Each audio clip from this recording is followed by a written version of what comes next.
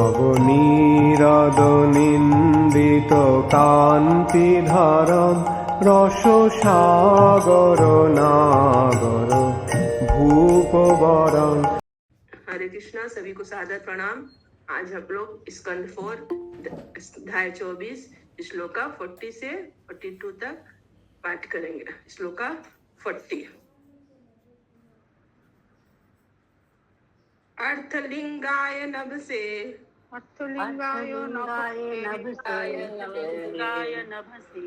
नमो अंत बहिरात्मने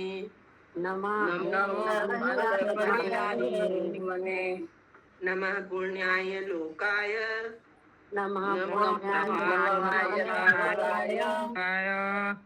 अमुस्मय भूरि वर्चसे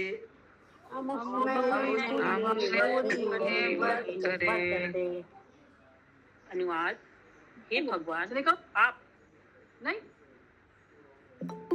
किरण माता जी, हे भगवान, आप अपनी दिव्य वाणी शब्दों को प्रसारित करके प्रत्येक वस्तु का वास्तविक अर्थ प्रकट करने वाले हैं। आप भीतर बाहर सर्वव्याप्त आकाश हैं और इस लोक में तथा इससे परे किए जाने वाले समस्त पुण्य कर्मों के परम लक्ष्य हैं। अतः मैं आपको पुनः पुनः सादर नमस्कार करता हूँ। तात्पर्य। ये शिव जी प्रार्थना कर रहे हैं भगवान से और भगवान को ही प्रार्थना कर रहे हैं नमस्कार। तात्पर्य। वैदिक प्रमाण शब्द ब्रह्म कहलाता है। ऐसी अनेक वस्तुएं हैं जो हमारी अपूर्ण इंद्रियों के निरीक्षण क्षेत्र से परे हैं, किंतु शब्द का प्रामाणिक साक्ष्य पूर्ण है। वेद शब्द ब्रह्म कहलाते हैं क्योंकि वेदों का प्रमाण ही परम ज्ञान है। इसका कारण यह है कि शब्द ब्रह्म या वेद पूर्ण पुरुषोत्तम भगवान का प्रतिनिधित्व करते हैं, किंतु शब्द ब्रह्म का वास्तविक सार तो हरे कृष्ण मंत्र का कीर्तन है। इस दिव्य ध्वनि के उच्चारण से भौतिक तथा आध्यात्मिक सारी वस्तुओं का अर्थ प्रकट हो जाता है। यह हरे कृष्ण महामंत्र श्री भगवान से अभिन्न है। प्रत्येक वस्तु का अर्थ वायु के माध्यम से प्राप्त शब्द की ध्वनि से प्रकट होता है। यह ध्वनि चाहे भौतिक हो या आध्यात्मिक, किंतु बिना शब्द की ध्वनि के किसी बात का कोई अर्थ समझ में नहीं आता, समझा नहीं जा सकता। वेदों में कहा गया है, अंतर बहिश्च तत्सर्व व्याप्त नारायण स्थितः। नारायण सर्वव्यापी हैं और वे भीतर तथा बाहर स्थित रहते हैं। इसकी पुष्टि श्रीमद् भगवद गीता 13.34 में इस प्रकार हुई है। यथा प्रकाश्यत एकः कृतस्तं लोकम् इवं रवि क्षेत्रं क्षेत्री तथा कृष्णं प्रकाशयति भारत। हे भरतवंशी, जिस प्रकार इस ब्रह्मांड को अकेला सूर्य प्रकाशित करता है, उसी प्रकार जीवात्मा तथा परमात्मा चेतना द्वारा संपूर्ण शरीर को प्रकाशित करते हैं। दूसरे शब्दों में, आत्मा तथा परमात्मा दोनों की चेतना सर्वव्यापी है। आत्मा अपनी सीमित चेतना से संपूर्ण भौतिक शरीर में व्याप्त रहता है और श्री भगवान की परम चेतना सारे ब्रह्मांड में व्याप्त रहती है। क्योंकि आत्मा शरीर के भीतर स्थित है, अतः चेतना सारे शरीर में व्याप्त रहती है। इसी प्रकार परमात्मा या श्री कृष्ण इस ब्रह्मांड में व्याप्त हैं, अतः हर वस्तु व्यवस्थित रूप से कार्य कर रही है। मयाध्यक्षणः प्रकृति सूयते सचराचरम।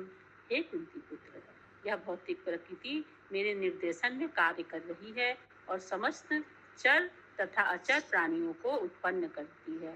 श्रीमद् भागवत गीता 9.10।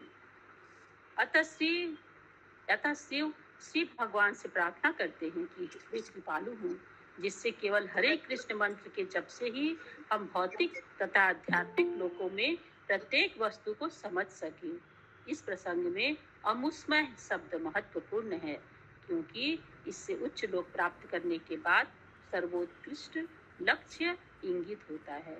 जो सकाम कर्म में लगे रहने वाले कर्मी हैं, वे अपने पूर्व कर्मों के फल के अनुसार स्वर्ग प्राप्त करते हैं, और ज्ञानी जन जो परमेश्वर के तेज के साथ एक होना चाहते हैं, उन्हें वांछित फल मिलता है। किंतु अंततः भक्त ही जो साक्षात श्री भगवान की संगति चाहते हैं, वैकुंठ लोक या गोलोक वृंदावन को प्राप्त करते हैं। श्रीमद् भगवद गीता 10.12 में श्री भगवान को पवित्रम परमम कहा गया है। इसकी पुष्टि इस श्लोक में से भी होती है। श्रील सुखदेव गोस्वामी ने कहा है कि श्री कृष्ण के साथ खेलने वाले ग्वाल बाल सामान्य जीव नहीं थे। विभिन्न जन्मों में अनेक पुण्य कर्मों को संचित करते रहने से ही श्री भगवान का साहचर्य प्राप्त होता है। क्योंकि पवित्र आत्मा ही उन्हें प्राप्त कर सकते हैं, अतः श्री भगवान परम शुद्ध हैं। हरे कृष्ण। हरे कृष्णा। किसी का कोई क्वेश्चन है इस तात्पर्य से? शब्द ब्रह्म माता जी, बोलिए মাতা জি, এই যে স্ট্যান্ডার্ডটা পড়া হলো এটাতে অমৈষী শব্দটি তাৎপর্যপূর্ণ, ওইটা একটুখানি বুঝিয়ে বলবেন। অমৈষী, হ্যাঁ লাস্ট স্ট্যান্ডার্ডটা, হ্যাঁ লাস্টে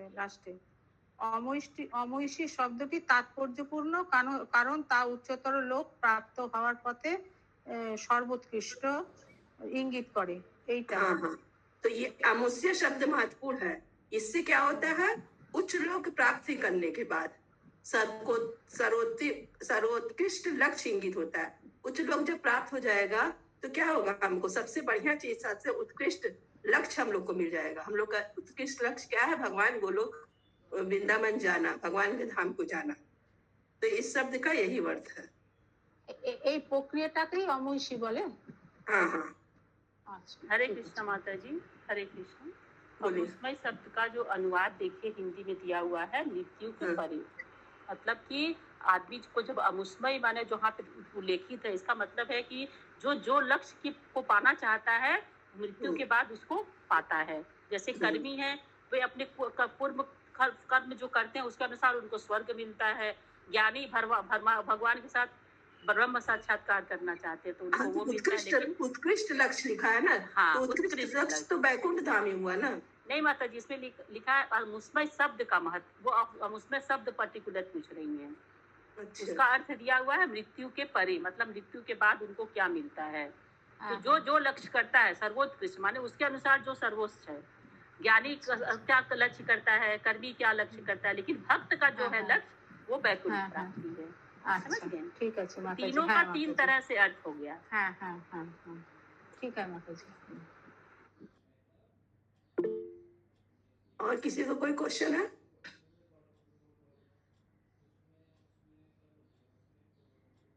श्लोका 41। प्रवृत्ताय निवृत्ताय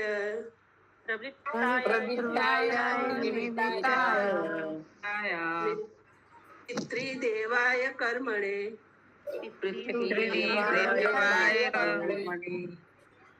नमो अधर्म विपाकाय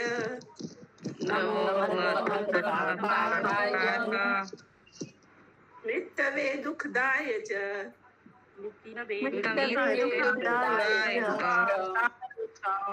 अनुवाद।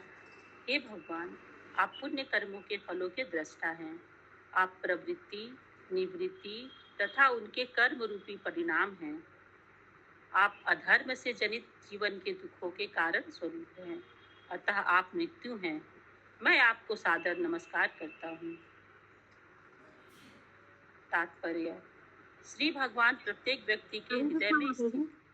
भगवान आप पुण्य कर्मों के फल ये कौन कह रहे हैं? शिव जी कह रहा है माता जी। शिव जी। अच्छा, शिव जी भगवान से हैं। तात्पर्य: कैसे प्रार्थना करना चाहिए ये चेतनों को बता रहे हैं। कैसे प्रार्थना करना चाहिए भगवान को, तो अपने बोल रहे हैं ऐसे और उन लोग को सिखा रहे हैं। ठीक है। तात्पर्य: श्री भगवान प्रत्येक व्यक्ति के हृदय में स्थित हैं और उन्हीं से जीवात्मा में प्रवृत्ति तथा निवृत्ति उत्पन्न होती है। उसकी पुष्टि श्रीमद् भगवद गीता 15.15 में हुई है। सर्वस्य चाहं हृदि सन्निविष्टो मत्तः स्मृति ज्ञानम पोहनम च।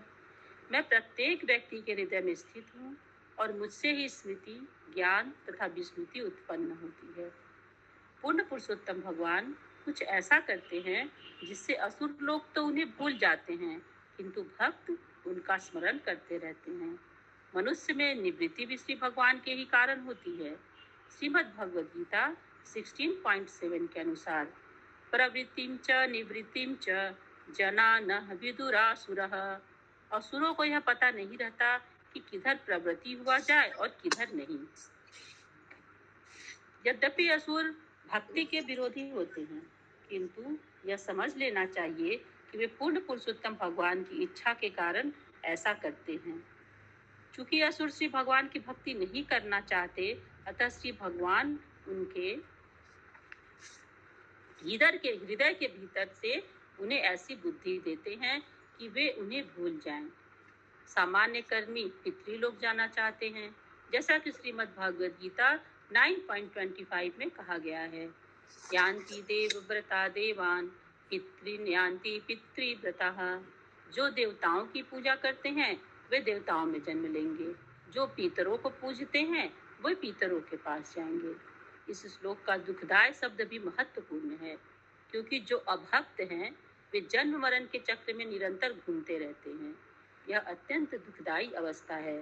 चूंकि कर्मों के अनुसार मनुष्य को पद प्राप्त होता है, अतः असुर या अभक्त ऐसी दुखदायी स्थितियों में पड़े रहते हैं। हरे कृष्ण। हरे कृष्णा।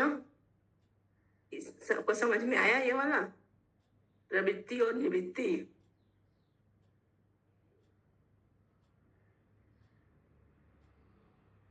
प्रवृत्ति में यही होता है कि असुर लोग को ये पता नहीं रहता है कि वो किधर जाए किधर नहीं जाए, और निवृत्ति में जो रहता है उसको ये पता रहता है कि हमको किधर जाना है, भगवान के धाम।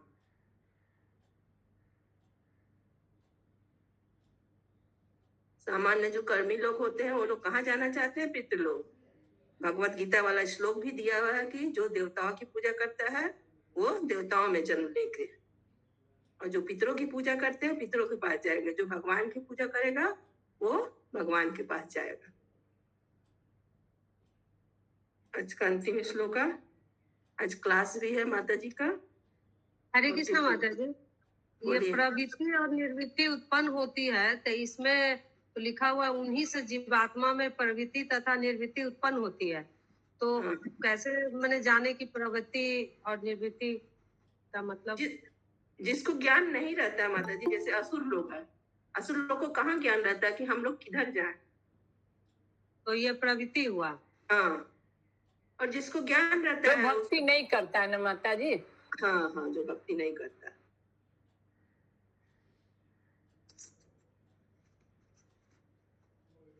तो प्रवृत्ति में असुर आ जाएगा, निवृत्ति में भक्त लोग आ जाएंगे। हाँ हाँ, ठीक है, यही होगा सुषमा माता जी। माता जी, प्रवृत्त हो गया मतलब कि हमको ज्ञान नहीं है कि हमको किस ओर जाना है। हाँ, तो वही तो असुर लोग को ज्ञान नहीं रहता है। और जो निवृत्त है उनको पता है कि हमारा निवृत्ति किस चीज में है, क्या कर्म करें कि हमारा निवृत्ति होगा, हो जाए। वही तो हम बोल रहे हैं। हाँ माता जी, निवृत्ति में भक्त लोग आएंगे ना। भक्त लोग को पता रहता है ये चीज। भक्त को पता है कि हमको बैकुंठ भगवान के पास धाम जाना है, तो वो उसी ओर अपना कार्य जो उनका उसी ओर। असुर को नहीं पता है, उनको सिर्फ काम करने की प्रवृत्ति है कि बस हमको काम करना है। असुर वाला काम करते हैं। निवृत्ति मतलब क्या होगा? अनुचित ढंग से काम नहीं करना, नहीं करना। अनुचित ढंग से हमको काम न करें। तो भक्त लोग को ये चीज पता रहता है कि अनुचित, और प्रवृत्ति का मतलब होता है कि हम किधर से काम करें क्या नहीं करें, ये हमको समझ में नहीं आता।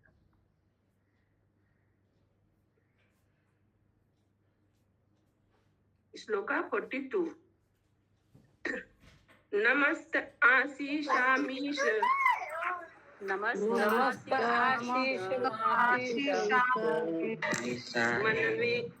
मनवे कारणात्मने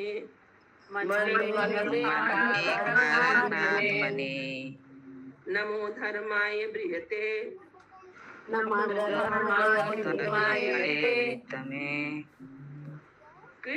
कृष्णाय अकुंठ मेधसे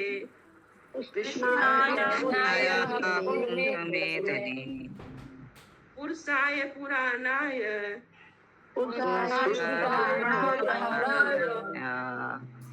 सांख्य योगेश्वराय च सांख्य योगेश्वराय च। अनुवाद। हे भगवान, आप आशीर्वादों के समस्त प्रदायकों में सर्वश्रेष्ठ, सबसे प्राचीन तथा समस्त भोक्ताओं में परम भोक्ता हैं। आप समस्त सांख्य योग दर्शन के अधिष्ठाता हैं, क्योंकि आप समस्त कारणों के कारण भगवान श्री कृष्ण हैं। आप सभी धर्मों में श्रेष्ठ हैं। आप परम मन हैं और आपका मस्तिष्क बुद्धि ऐसा है जो कभी कुंठित नहीं होता। अतः मैं आपको बारंबार नमस्कार करता हूँ। तात्पर्य। इस श्लोक में कृष्णाय अकुंठ मेधसे शब्द महत्वपूर्ण है। आधुनिक विज्ञानियों ने अनिश्चितता के सिद्धांत प्रिंसिपल ऑफ अनसर्टेनिटी की खोज कर लेने के बाद एक तरह से सोचना बंद कर दिया है, किंतु वास्तव में मनुष्य के लिए कोई भी मानसिक कार्य ऐसा नहीं है जिसे काल तथा आकाश की सीमाओं से बाधा न जा सके। जीवात्मा अणु कहलाता है, अर्थात वह परमात्मा का एक अणु है। फलतः उसका मस्तिष्क मन भी अनुवत है। उसमें अनंत ज्ञान नहीं समा सकता, किंतु इसका अर्थ यह नहीं है कि पूर्ण पुरुषोत्तम भगवान श्री कृष्ण का भी मस्तिष्क सीमित है। जो कुछ श्री कृष्ण कहते हैं या करते हैं वह समय तथा अंतर से बंधा नहीं है। श्रीमद् भागवत गीता 7.26 में श्री भगवान कहते हैं, वेदाहम समतीतानि वर्तमानानि च अर्जुन भविष्यानि च भूतानि माम तु वेद न कश्चन। हे अर्जुन, भूतकाल में जो हुआ है, वर्तमान में जो कुछ हो रहा है तथा आगे जो कुछ होना है, मैं वह सब भगवान के रूप में जानता हूँ। मैं सभी जीवों को जानता हूँ, किंतु मुझे कोई नहीं जानता। भगवान श्री कृष्ण तो सब कुछ जानते हैं, किंतु जब तक उनकी कृपा न हो तब तक कोई उन्हें नहीं जान सकता। अतः श्री भगवान तथा उनके प्रतिनिधि के लिए अनिश्चितता के सिद्धांत का प्रश्न ही नहीं उठता। श्री कृष्ण जो भी कहते हैं वह अपने में पूर्ण और निश्चित होता है और वह भूत, वर्तमान तथा भविष्य पर लागू होता है। और जो कुछ श्री कृष्ण कहते हैं उसे जानने वाले के लिए भी कोई अनिश्चितता नहीं होती है। कृष्ण भावनामृत आंदोलन भगवान श्री कृष्ण द्वारा कही गई श्रीमद् भगवत गीता पर आधारित है, और जो इस आंदोलन से जुड़े हुए हैं उनके लिए अनिश्चितता का तो कोई प्रश्न ही नहीं है। भगवान श्री कृष्ण को यहाँ पर आशीषम ईश कहकर भी संबोधित किया गया है। महापुरुष, मुनि तथा देवता सामान्य जीवों को ही आशीष दे सकते हैं, किंतु स्वयं वे श्री भगवान से आशीर्वाद प्राप्त करते हैं। श्री भगवान से आशीर्वाद पाए बिना कोई किसी अन्य को आशीर्वाद नहीं दे सकता। मनवे शब्द भी महत्वपूर्ण है, जिसका अर्थ है सर्वोपरि मनु को। वैदिक साहित्य के सर्वोपरि मनु स्वयंभू मनु हैं, जो श्री कृष्ण के अवतार हैं। सारे मनु श्री कृष्ण के सत्यावेश अवतार हैं, मनवंतर अवतार। ब्रह्मा के एक दिन में 14 मनु, एक मास में 420, एक वर्ष में 5040 और ब्रह्मा के जीवन काल में कुल 5,04,000 मनु होते हैं। चूंकि सारे मनु मानव समाज के अधीक्षक होते हैं, अतः श्री कृष्ण अंततः मानव समाज के परम अधीक्षक हैं। मनवे का दूसरा अर्थ सभी प्रकार के मंत्रों की सिद्धि भी होता है। मंत्र बद्ध जीव को बंधन से छुड़ाता है, अतः हरे कृष्ण का जप करने से ही मनुष्य को किसी भी स्थिति से उद्धार हो सकता है। हरे कृष्णा कृष्णा कृष्णा हरे हरे, हरे राम राम राम हरे हरे। कारणात् मने, प्रत्येक वस्तु का कोई न कोई कारण होता है। इस श्लोक में अवसरवाद के सिद्धांत का खंडन है। चूंकि हर वस्तु का कारण होता है, अतः अवसर का कोई प्रश्न ही नहीं उठता। चूंकि तथाकथित वैज्ञानिक तथा दार्शनिक वास्तविक कारण ढूंढ पाने में असमर्थ रहते हैं, अतः वे वृथा ही बकते हैं कि सब संयोगवश घटित होता है। ब्रह्म संहिता में श्री कृष्ण को समस्त कारणों का कारण कहा गया है। यहाँ उन्हें कारणात्मने कहकर संबोधित किया गया है। अतः उनका व्यक्तित्व ही प्रत्येक वस्तु का मूल कारण या बीज है, जैसा कि वेदांत सूत्र 1.1.2 में वर्णित है। जन्माद्यस्य यतः परम सत्य समस्त सृष्टि का परम कारण है। हरे कृष्णा। इतना जो तात्पर्य हुआ, किसी का कोई क्वेश्चन है इस सब में?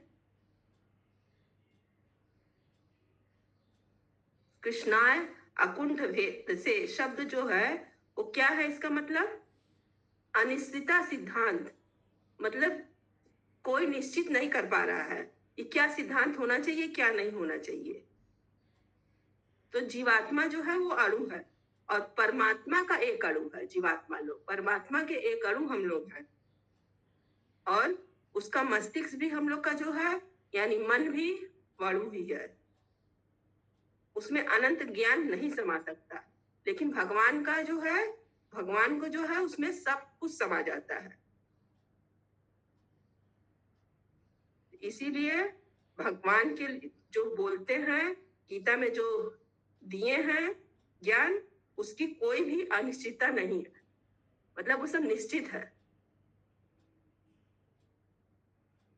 आशीषम इस शब्द आया है तो भगवान महापुरुष मुनि देवता सभी लोग सभी को आशीर्वाद देते हैं, लेकिन उन लोग को कौन आशीर्वाद देता है? भगवान देते हैं, क्योंकि भगवान जब तक उन लोग को आशीर्वाद नहीं देंगे वो लोग किसी को आशीर्वाद देने लायक ही नहीं रहते।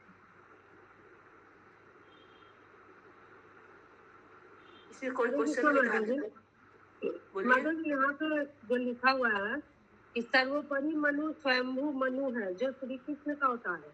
हाँ, एक तो सिर्फ स्वयंभू मनु है जो कृष्ण का अवतार है, और बाकी सब मनु जो सत्यावेश अवतार है।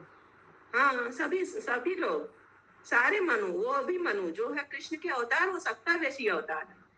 कृष्ण के साक्षात अवतार नहीं है, सत्तावेश अवतार। स्वयंभू मनु भी। हाँ, तो फिर उनको अलग से क्यों कोट किया गया है कि वैदिक साहित्य के उनका नाम है ना, उनका नाम दिया हुआ है, नाम दिया हुआ है। जो कृष्ण का अवतार है। हाँ, तो सारे मनु लिखा है ना, सारे मनु कृष्ण के सत्तावेश हाँ, फिर अवतार। सारे मनु लिखा हुआ है, लेकिन स्वयंभू मनु को अलग से कोट किया गया है, इसीलिए पूछ रहे हैं। क्योंकि यहाँ पे मनवे शब्द का अर्थ दिया हुआ है ना, तो इसलिए उनको उनका नाम स्पेसिफिक दिया है, इसलिए उनको कृष्ण का अवतार भी बोला गया। कृष्ण के अवतार कौन से अवतार है? कृष्ण के सत्तावेश अवतार है, जैसे कि वो है अभी जो राजा है प्राचीन ब्रही नहीं, प्राचीन ब्रही नहीं, अरे वेन राजा के पुत्र के क्या नाम है? पृथु। हाँ, पृथु राजा। माता जी उस लाइन को फिर से पढ़ें, उस तब समझ में आ जाएगा। पढ़िए। मनवे शब्द भी महत्वपूर्ण है, जिसका अर्थ है सर्वोपरि मनु को। वैदिक साहित्य के सर्वोपरि मनु स्वयंभू मनु हैं, जो श्री कृष्ण के अवतार हैं, और सारे मनु श्री कृष्ण के सत्यावेश अवतार हैं। तो उसमें वो भी आ गए, सारे मनु में वो भी मनु आ गए। अरे श्री कृष्ण के अवतार है, लिखा तो है माता जी। और कृष्ण के ही सभी, मतलब इसका कहने का मतलब कि सभी जितने भी मनु है वो सत्यावेश अवतार हैं। आगे पढ़े। आगे पढ़िए। सांख्य योगेश्वराय शब्द भी महत्वपूर्ण है, क्योंकि श्रीमद् भगवद गीता में श्री कृष्ण को योगेश्वर कहा गया है। अकल्पनीय योग शक्तियों से संपन्न हुए बिना कोई ईश्वर नहीं माना जा सकता। इस कलिकाल में जिन्हें थोड़ी भी योग शक्ति प्राप्त है, वे अपने आप को ईश्वर कहते हैं, किंतु ऐसे छद ईश्वर निरे मूर्ख माने जा सकते हैं, क्योंकि परम पुरुष श्री कृष्ण ही समस्त योग शक्तियों एवं सिद्धियों में समन्वित हैं। इस समय प्रचलित सांख्य योग की पद्धति का परिप्रवर्तन नास्तिक कपिल द्वारा हुआ, किंतु आदि सांख्य योग की पद्धति का प्रवर्तन श्री कृष्ण के अवतार देवभूति के पुत्र भगवान श्री कपिल द्वारा किया गया था। ये माता जी थोड़ा सा समझा दीजिए, क्योंकि दो कपिल हैं तो उसपे कंफ्यूजन हो सकता है। एक कपिल जो थे नास्तिक थे, उनसे उनका तो कोई भी सांख्य दर्शन कुछ लागू नहीं होता, और जो देवहूति के पुत्र थे उनका सांख्य दर्शन लागू होता है, क्योंकि वो क्या थे? श्री कृष्ण के अवतार थे वो। इसी प्रकार नास्तिक कपिल भी जो थे वो भी सांख्य योग दिए थे, लेकिन वो बकवास वाला था सांख्य योग। माता जी वहाँ लिखा हुआ है प्रचलित सांख्य योग, यहाँ पे आदि सांख्य योग। हाँ, तो आजकल इसी सब वही मानता है ना माता जी। जो प्रचलित है उसी को मानता है ना। हाँ हाँ। इसी प्रकार श्री कृष्ण के अन्य अवतार दत्तात्रेय ने भी सांख्य योग की स्थापना व्याख्या की। इस तरह भगवान श्री कृष्ण समस्त सांख्य योग की पद्धतियों तथा योग शक्तियों के स्रोत हैं। पुरुषाय पुराणाय शब्द भी ध्यान देने योग्य है। ये सब शब्द जो है देखिए श्लोक में आया है। हाँ, सांख्य योगेश्वराय पुरुषाय पूर्णाय सब आया है।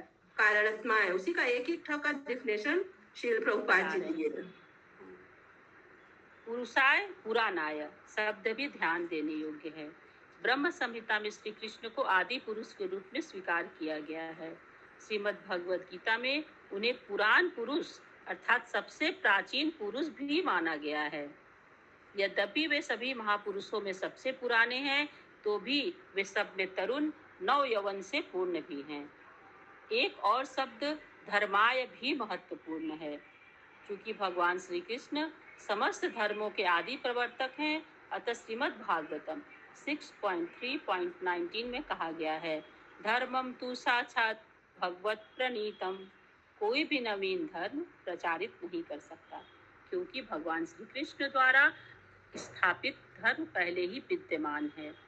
श्रीमद् भागवत गीता में भगवान श्री कृष्ण हमें मूल धर्म की जानकारी देते हैं और सभी प्रकार के धर्मों का परित्याग करने को कहते हैं। वास्तविक धर्म तो उनके प्रति समर्पण है। महाभारत में भी कहा गया है, ये च वेद विदो विप्रा ये च अध्यात्म विदो जना ते वदन्ति महात्मानं कृष्णम धर्मम सनातनम। इसका सारांश यह है कि जिसने ठीक से वेदों का अध्ययन किया है, जो पूर्ण विप्र है अर्थात वेदों का ज्ञाता है, जो वास्तविक आध्यात्मिक जीवन को समझता है, वही परम पुरुष श्री कृष्ण को सनातन धर्म के रूप में बताता है। अतः शिव हमें सनातन धर्म के नियमों की शिक्षा देते हैं। हरे कृष्ण। श्रीमद् ग्रंथ भागवतम की जय। जय जय जय जय जय जय।